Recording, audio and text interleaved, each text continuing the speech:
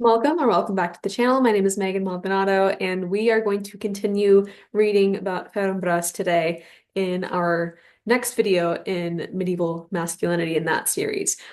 Last time I asked, and you'll notice me consulting my notes if you see me looking away.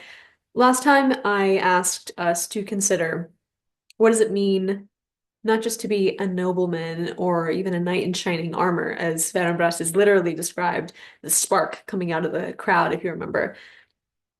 What does it mean not just to be a nobleman, not just to be a good soldier, but to be a man of loyalty and a man of faith? What does it mean to be loyal to your father, to your country? And yet you have this crisis of faith and conscience that turns you away from your people and away from your religion, away from your own father. Are you still a loyal man? It's not obvious. I mean, think about it. If you look at somebody who changes sides in a battle, in a war, would you think of that person as being loyal? Probably not. And yet, it's my argument that Ferumbras, he exhibits a kind of consistent virtue before and after his conversion, although it may seem counterintuitive. I want to look at what happens after his conversion, because in the last video, we talked about how Ferumbras converts because his gods failed him in the fight against Oliver. And I think more importantly, not only is he pushed away from his pseudo-Islam, uh, again, in this period, it's common to view Islam as a polytheistic religion. So you'll see people in this romance, Saracens in this romance, worshiping Muhammad and Apollo kind of all together. It's not really historical, but anyway. It's not just that his gods were false and he gets pushed away from them, although he does name that as a reason why he's ready to convert. But I think what's implicit in that conversion scene is the chivalric sameness exhibited between Oliver and Ferumbras that I think lends some sympathy to the Christian religion. You have Oliver, who, like Ferumbras, is a man of action, bold, great in a battle, and yet Oliver is also somebody who will stop, when we're fighting to have us both take a break. He's not going to take advantage of it and sucker punch you, for example. Oliver's the kind of guy who also insists upon his religion being the correct one, but is still honorable in his fight. And we see Ferumbras acting in a similar way when he refuses to kill the Pope. We talked about that scene in the last video too. So with the conversion, Ferumbras gets uh, cut pretty badly from the head down to his guts. His intestines are visible, and he's like, okay, I lost. I'll convert to your religion. I'm your guy. I'm your man. Oliver is one of Charlemagne's knights, so that means that Ferumbras is not just, indebted to Oliver in this way, but he's more broadly on the French team, the Christian team.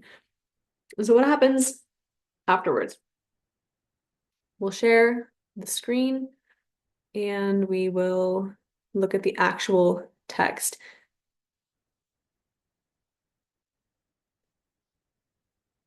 If you want to access the text yourself, go to the Middle English Text series.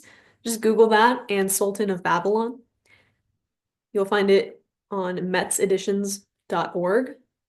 I am working on getting the link active in the description, but there's a verification process that I did not realize I need to do. So Google it. It's very findable. You don't need any kind of membership or access or university affiliation or anything like that. It's right here, Middle English. And let's look at some lines together. Now, I've mentioned that Ferumbras was loyal to his father, who is the Sultan of Babylon. His name is Laban or Laban. I don't only ever read it, to be honest with you. Let's look at his dad's reaction to the old conversion.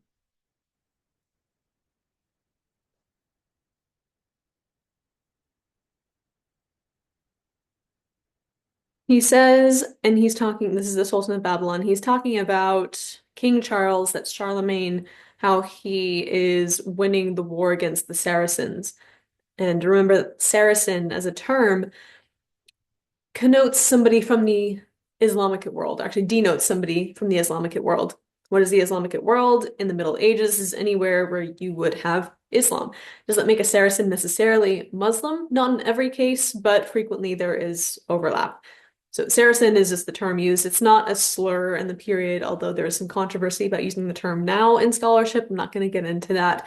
I'm using Saracen because it's the term used in the literature, and it's simply not used as a slur. I'm sorry.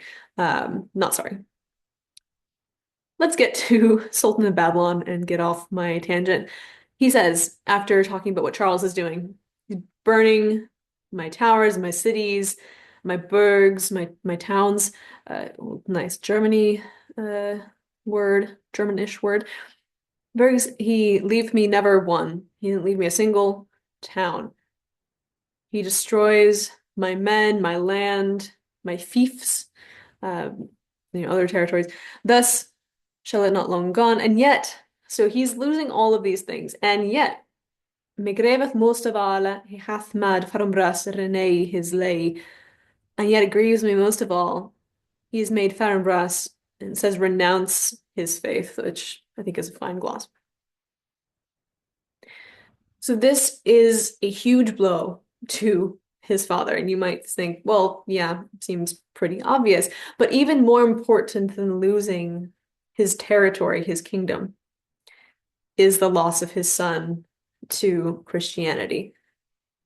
So you have him, he will express anger later on, but here is this profound sorrow. So that's the context of what's happening. This is not Ferumbras leaves the pseudo-Islam and leaves his people and his father, and oh, good for him because it was also bad anyway. The text is not making a villain, it's not making an unredeemable or unsympathetic, better word, villain out of the Sultan of Babylon here. It's a sad moment, and you could maybe even sympathize with this grief of losing your child to a whole different way of life that you think is bad for him. That's the context of the background context for Ferenbras's conversion, how his family, his father really is interpreting it. His sister doesn't express a similar grief. And the reason for that probably is that she too converts, albeit under very different circumstances, to than her brother. But Floripas, the sister, has a much bigger part to play kind of in the second half of this romance. We're not going to get into her story. If I ever do a medieval femininity series, she was definitely on the list. She's an interesting character. Check her out, read the whole romance. Okay. Now let's get back to where Ferumbras returns. And he kind of returns pretty late. I want to show you, setting the title aside. I want to look at the numbers here, the line numbers, as we go through the search for the name Ferumbras.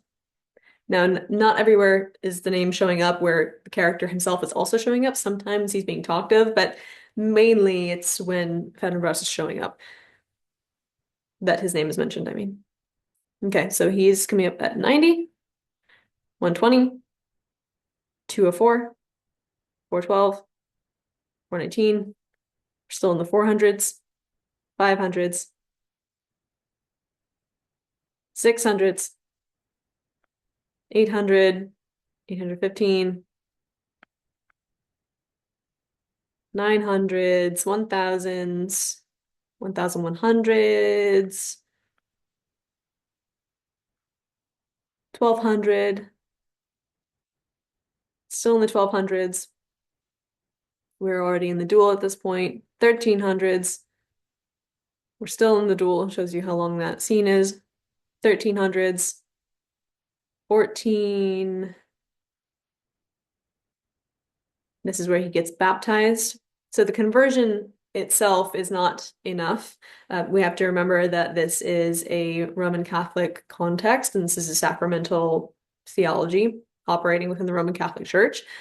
And so the baptism is the thing that makes him a Christian. It's not the crisis or the moment of conversion. The baptism is not treated as, let's say, an outward sign of an inward faith. This is just to clear up the theological context that we're working with.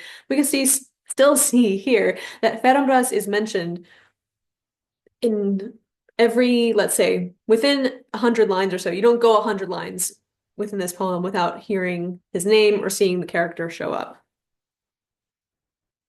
1400s, 1500s, 16. Now he's being talked of here. To have mean of Sir Ferumbras, put him in your prison here to overspace. Made Ferumbras donate his lay, 1750, but again, Ferumbras himself is not showing up. This is his dad talking about him. 1840, for to deliver my brother Sir Ferumbras. Again, Ferumbras is being spoken of. He's not showing up, and this is his sister Ferumbras talking about him. 2980. Let's again look at that jump. 1844, line 1844 is where, whoa, is where he was last mentioned, not even where he showed up. And 2980 is the next instance of his name being mentioned, and indeed where he appears again in person. So let's assume that I've even missed something. Like maybe there was a mention of him in the space of 1,000 lines, and we just didn't get his name, which is very unlikely, but incredibly unlikely, and also not in accordance with my memory of the text. He's missing for a huge chunk, almost if not the second half of the romance, at least I would say what, a solid third of it, or just about. So Ferumbras is so important that he makes it into the title, and yet he disappears after the conversion for a significant period of time. Why might that be? Why does that matter? I think two reasons. One, as I mentioned, his sister Ferumbras comes in a lot more in this period where he's kind of gone. I don't think she needed to excel in her brother's absence. Like, I don't think her brother's absence was required in order for her to come to our attention a little more pointedly. But it is the fact that a different kind of dynamic is happening with the central characters where it's not directly in battle. Maybe that's why Ferumbras doesn't need to be there.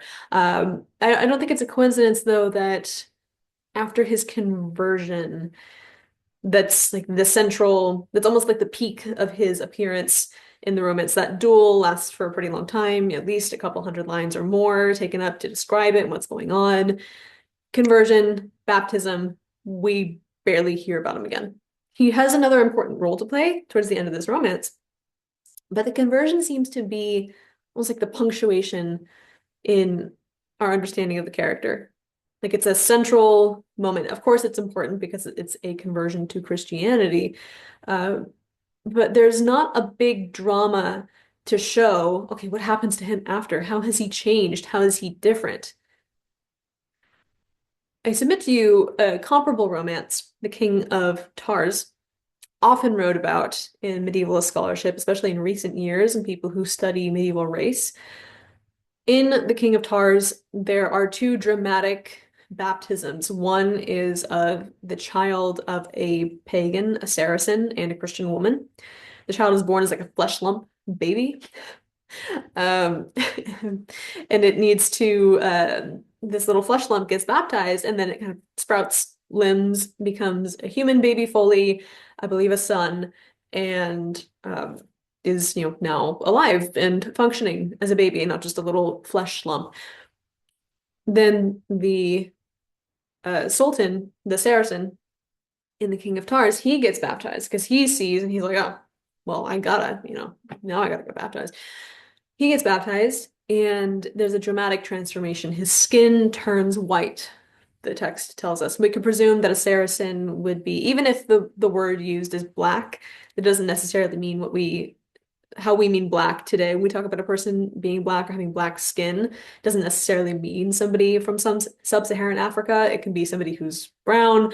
But nevertheless, there is a skin pigmentation transformation and a difference with that baptism. Sometimes baptisms can be hugely transformative and dramatic in terms of appearance of the person and or that person's character shift and change.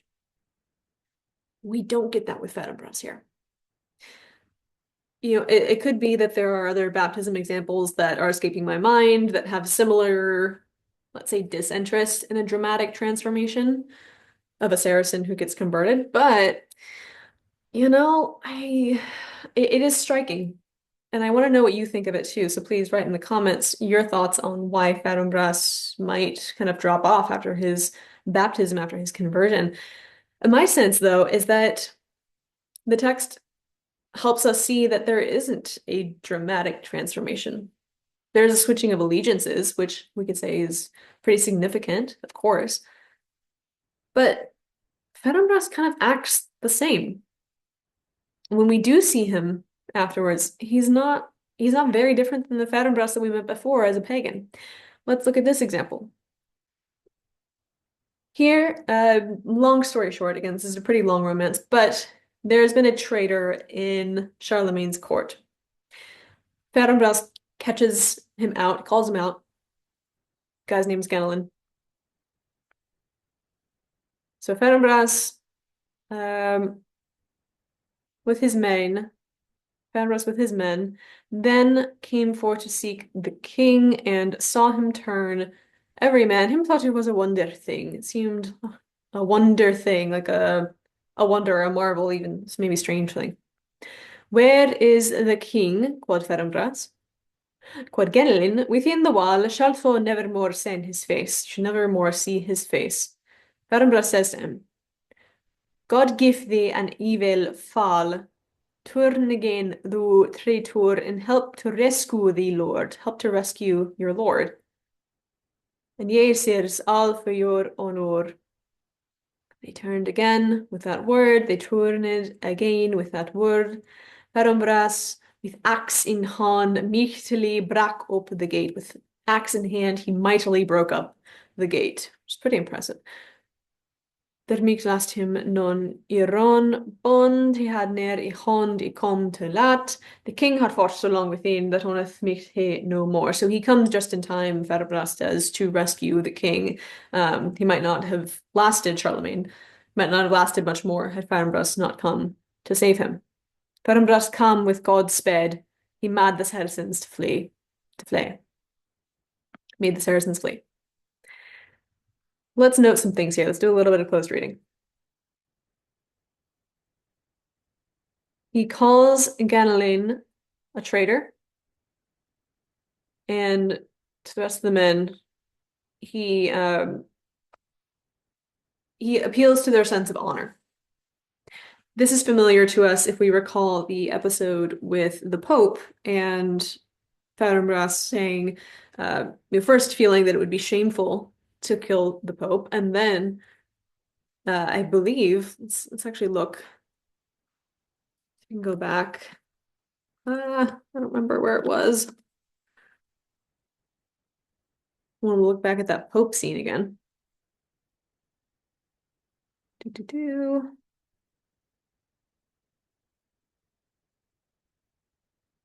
Yes. Thank God I didn't take too long. By priest, God give thee sorrow. Blah, blah, blah. I thought you were somebody more important. Shame it were to me certain to slay thee in this battle. We recall Ferumbras is somebody who is preoccupied with acting honorably and avoiding something that is shameful, avoiding actions that are shameful. And he says, God give you sorrow. Which God? Not totally clear. I've seen one scholar make an argument that because Ferumbras has a conversion, this moment with the Pope is maybe indicative of Ferumbras being primed and ready to convert to Christianity, and the audience is sympathetic to Ferumbras from the beginning because of his seemingly innate virtue. And I don't quite think that's accurate. I see the appeal of the argument, but setting that aside, I do want to attend to similar language that we see later on with Ganelin. If I praise God give you sorrow, it would be a shame to slay you in this battle. Let's return again to those later. In fact, actually, I think I know where the line number is. We don't have to find Ferumbras. 985.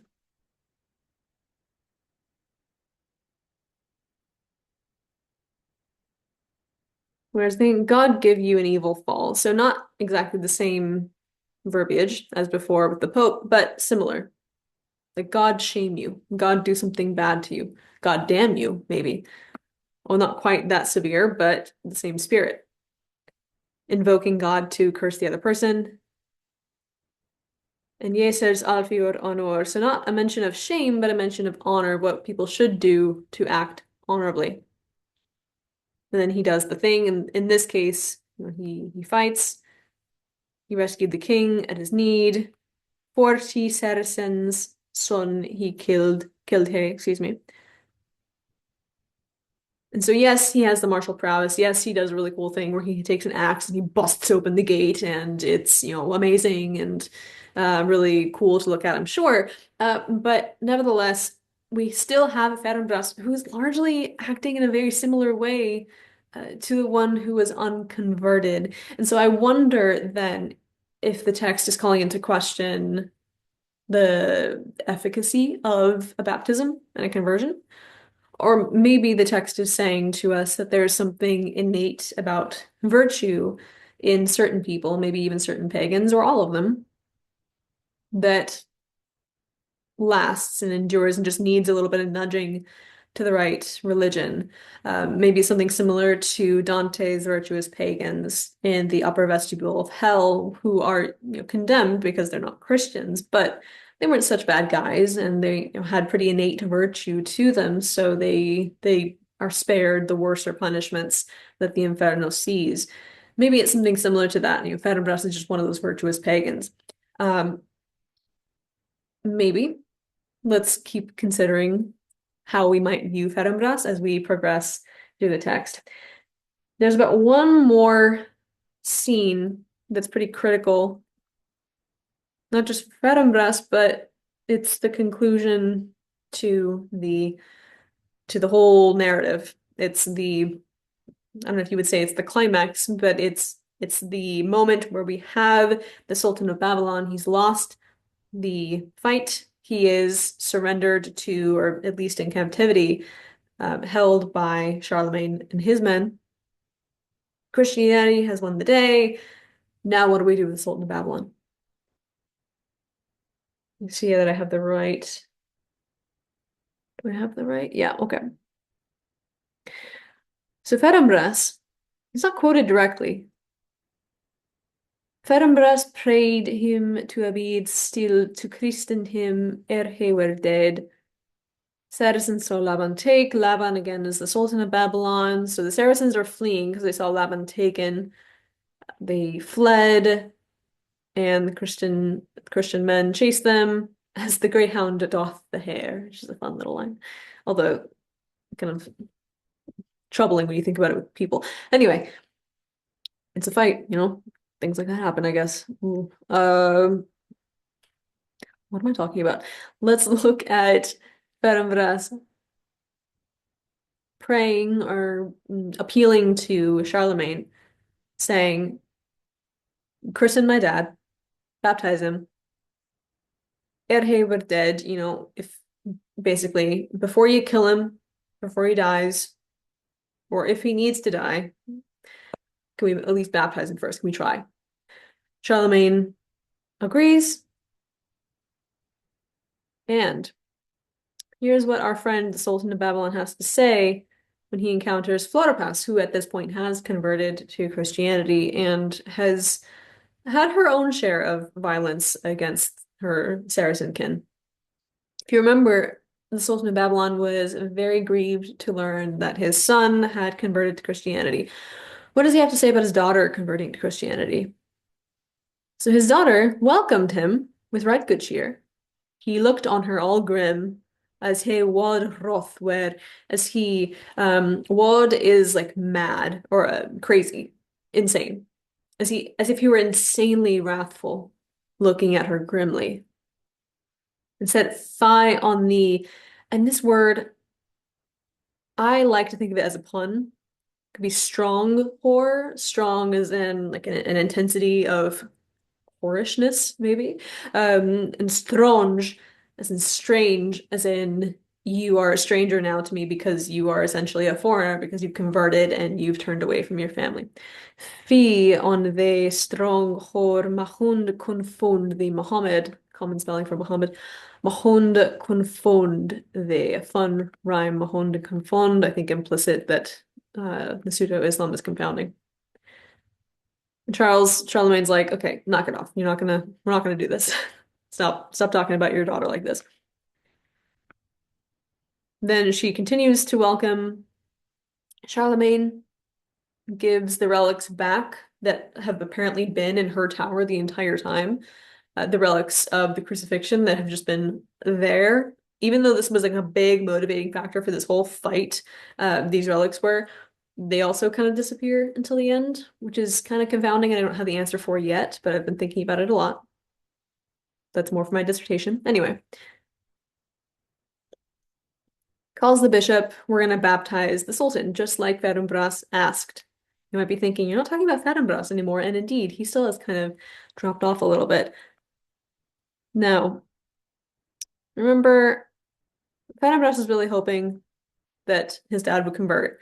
Let's see what his dad does. The bishop brings him to a big baptismal vat. Um, the Sultan, his response, smote the bishop with a brand and gaf him an evil bront. He smites him with a sword. I don't know if he kills the bishop, what kind of hit this is, but obviously not a good thing to do at a baptism. Not a sign that somebody's ready to be baptized, perhaps. He spits in the water clear, cried out on him all, cried out to them all, defied all that Christian were, that fool mot him befall. Yea, and thou, Hur serpentine, and that false cursed Ferumbras, Mahond give him both evil ending and Almighty Satanas. In short, he is not just angry at the bishop, not just angry at Charlemagne, all the Christians there. His whore serpentine daughter doesn't have any kind words for his daughter, and now he's mad at Ferumbras to that false cursed Ferumbras. It can't be fun for Ferumbras, right? To put it mildly. This is somebody who does still love his father, obviously, and his sister, Floripas, daughter of the Sultan. She loves her father too. This is not a conversion that we see in this text that makes you hate everything that you came from. It doesn't totally reinvent your identity. You don't absolutely become somebody who is um, angry at or in rejection of your Saracen background. His father's still his father. Same for Floripas. There's a love there, but the father rejects it. You're not my children anymore, basically. And Ferumbras says, after this whole display, Sir, ye say it will not be, let him take his ending, for he loveth not Christianity. So he's like, well, you see, it will not happen, this baptism. Let him take his ending, with the understanding that this is an execution. Let him take his ending, for he loveth not Christianity. He loves not Christianity. Charlemagne obliges. Let the execution be done. Smite off his head. God give him woe. Indeed. And it was done as the king commanded. His soul was fet to hell to dance in that sorry land with devils that were full fell. And then Florpas is baptized. And I think I misspoke when I said she was converted. She expresses a belief, a willingness to adhere to Christianity earlier. And so she has switched allegiances as like far as political and maybe even family allegiances go because she gets engaged to one of Charlemagne's knights. But another one of Charlemagne's knights, it might be Roland, I can't remember exactly.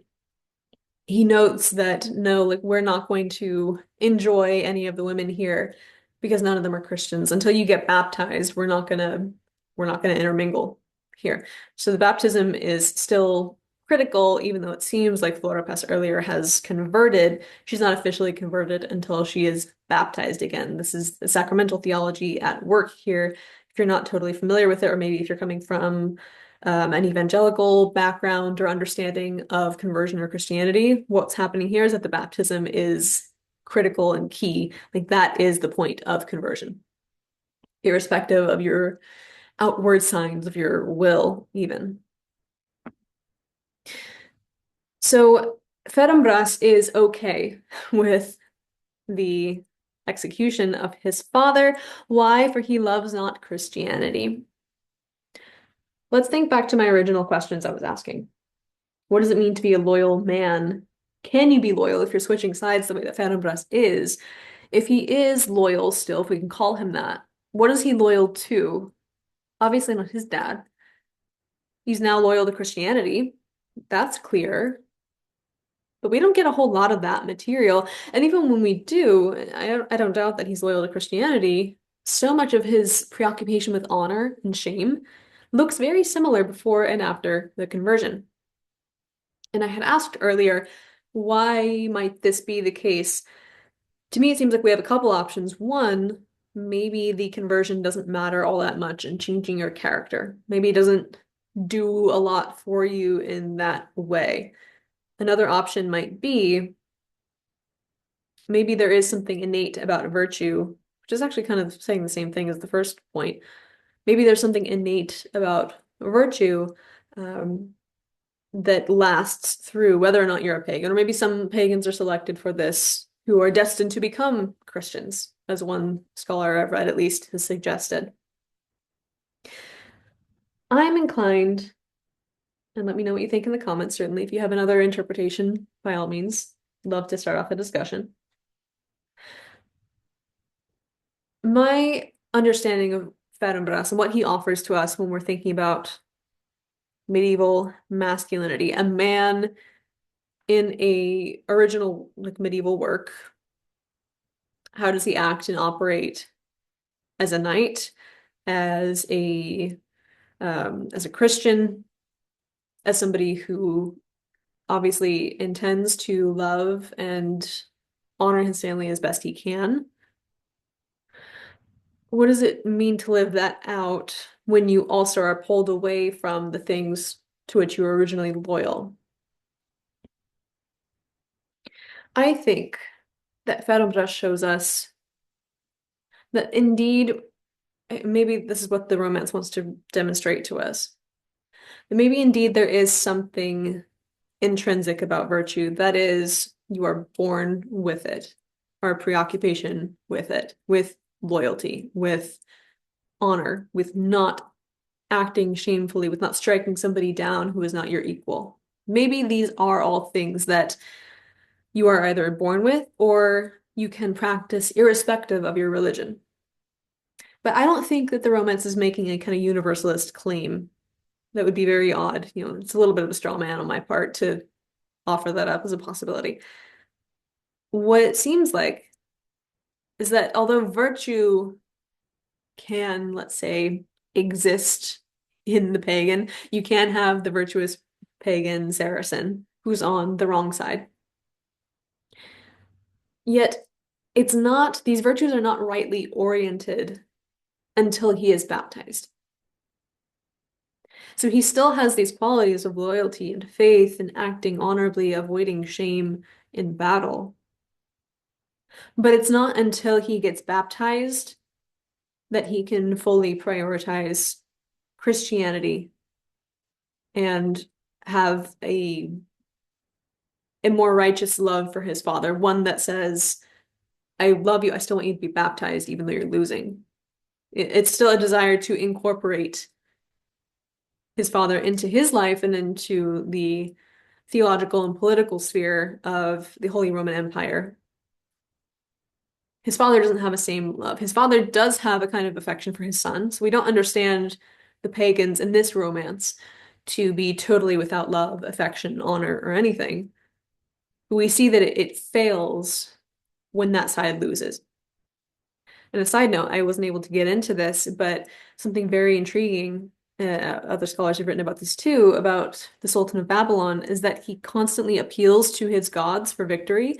He loses, and then he curses his gods over and over and over again. He smashes the idols, he gets really mad. His own priests are like, hey, you need to make a sacrifice or do something to appease the gods because they're going to be pissed at you. And then Lemon agrees, and then that gets recycled over and over again. And I think this is similar too, in that it's the inverse of what we see of the Christian love from Ferumbras, is that the Sultan of Babylon rejects it out of perhaps his pagan inability to love fully, completely.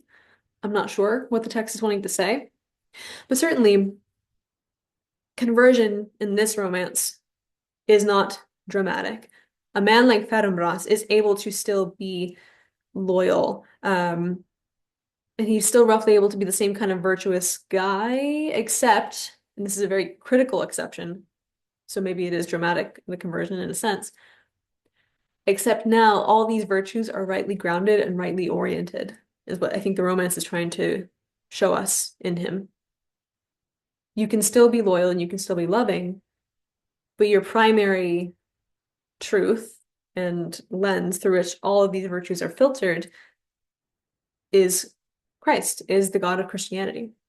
And in turn, for this romance, it makes sense because it's supposed to be in the context of the Holy Roman Empire, that also gets filtered into your political sense of organization, your military allegiance, if you're a knight, that, has lots of other ripple effects in your life. And so on and so forth. Ferumbras gets to go to Spain, and that's interesting for later reasons for Reconquista efforts to think about there being kind of Christian, an inherent Christian quality to Spain that the later medievals want to recapture or reconquer in the Iberian Peninsula. But that's a different story. Now, what does Ferumbras teach us, if he teaches us anything at all? If we take this text to be didactic morally, which it doesn't have to be, but I'm like to explore what that reading would be. I think Ferumbras he's an individual character, yes, but he's also a type. Like he is almost more than himself. He doesn't seem to be motivated by personal interest. He does have a consistent affinity for virtue, for honor, and to avoid shame. So in that sense, yes, he's an individual character, but more than himself, he is the embodiment, he is the personification of sustained and consistent virtue that seeks to be rightly grounded and oriented to the divine, to Christ. And so I think it's my sense that the Sultan of Babylon, yes, it's a crusade romance, not about one of the historical crusades, but has the crusade mindset of reconquering an area for Christianity. Yes, it's a crusade romance, but I think this romance is also very invested in innate virtue of a person, maybe even of a place, the Christian virtue or identity of a place. I think it's interested in these innate qualities that can last even through conversion, that get sustained. And it's not that the conversion doesn't matter. The conversion to Christianity absolutely matters. The baptism absolutely matters. Yet it doesn't perhaps undo everything about you that you were before the baptism. It's almost like a clarification of who you are, a refining. And as I've said repeatedly, a rightly orienting endeavor. Or something, not an endeavor perhaps, because conversion is something that happens to you. And the text makes that clear with the baptism being so critical to the process of conversion. Now, this is my reading of the Sultan of Babylon. This is not my argument for how you should theologically understand conversion or what it means in your life. This is not about justification or sanctification or conversion, how I think we should view it in the broader world. I'm looking at, again, a particular romance that has to offer a very intriguing male character, and asking, what does it mean to be loyal when you have this crisis of conscience and this crisis of faith?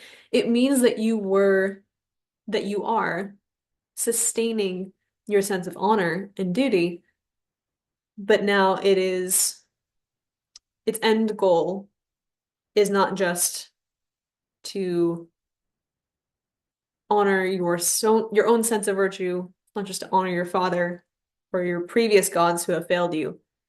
It is to honor the thing that will not fail you, honor the God who will not fail you. I think that's what the romance is demonstrating to us through Ferumbras.